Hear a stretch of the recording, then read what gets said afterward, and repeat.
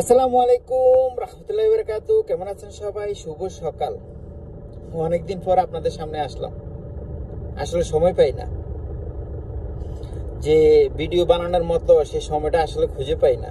যে আসলে আগে যেরকম প্রতিদিন 2-3টা ভিডিও আপলোড করতাম, এখন কিন্তু আসলে হয় না।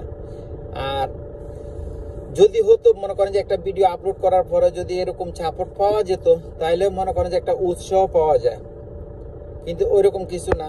তারপরও যে আসলে চেষ্টার কোনো ত্রুটি রাখি না, সবসময় চিন্তা করি যে আসলে কিছু একটা করব, সামনে আগাবো। যখন করতে যাই তখন অর্ধেক রাস্তা থেকে আসলে পড়ে যাই। যাই হোক বন্ধুরা, আপনারা যদি পাশে থাকেন অবশ্যই কিছু একটা হবে। আর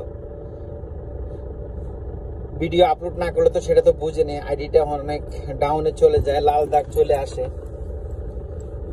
3-4 দিন পরে, 1 সপ্তাহ পরে একটা ভিডিও আপলোড করলে হয় না। যে সোশ্যাল মিডিয়াতে কাজ করতে হলে আপনাকে কন্টিনিউ প্রতিদিন কাজ করতে হবে, আর সেই টাইমটা আপনাকে মেনটেন করতে হবে। এগুলো আসলে যারা কোনো কাজ নাই, চাকরি নাই, বাকরি নাই, তাদের জন্য প্রচুর সময় থাকে, তাদের দ্বারা এগুলো সম্ভব। আর আমরা প্রবাসী জীবনে আমরা তো একটা জব করি, তাই না? আগে যে নিজের চাকরিটা বাঁচাই রাখা, তারপরে যেটা যে আমি আউটসোর্সে কাজ করব, সেটা হলো অন্য হিসাব। এখন যে বর্তমানে যেখানে আসছি, এখানে আসলে যখন মার্কেটে ঢুকানোর পরে আর সেই সুযোগটা থাকে না।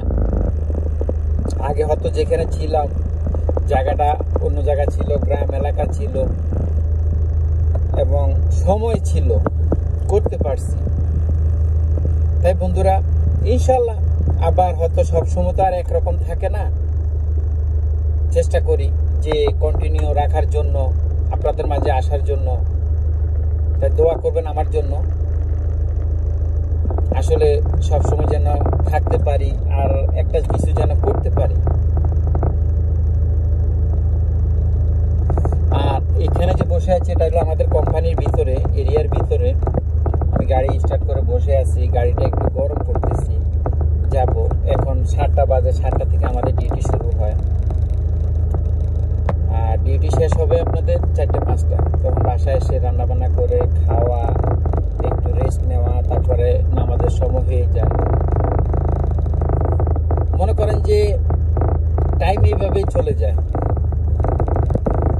যাই হোক, দোয়া করবেন আমার জন্য।